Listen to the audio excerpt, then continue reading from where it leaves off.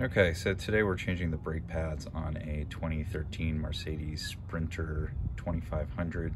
Mostly taking this video for my own notes to keep track of what was done and different technical details. So first things first, once the tire is off, then disconnect this right here. Just grab it in here. It pinches on the top and on the bottom here, so you kind of have to wiggle it a little bit, pull it out. That's the brake sensor. And then next, you've got a bolt here and another one underneath.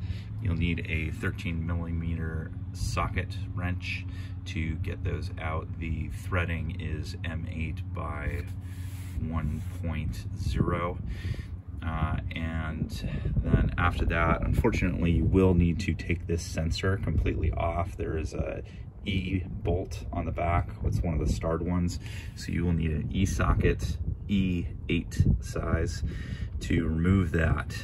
And that way, because when you go to pull this up, right, because you just loosen the top one, you take the bottom bolt completely out, and then you just lift up a little bit, pull the pads out, do whatever you got to do, and then just let it swing back. And that way gravity holds it in place, everything is fine, doesn't get too far away from the tube here, everything's good, except for this line is super tight, so you have to undo that a little bit and then just put it off to the side.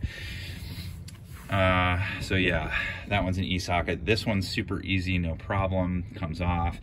These ones are about 22 foot-pounds of torque. So when you put them back on, obviously 22 foot-pounds of torque here. That one's just hand strength, so no problem. And for just doing the pads, there's no need to go after the big bolts on the calipers on the back. So that's it. Easy peasy, a little copper grease all the way in between to keep everything from squeaking. And that's the end of it. All right.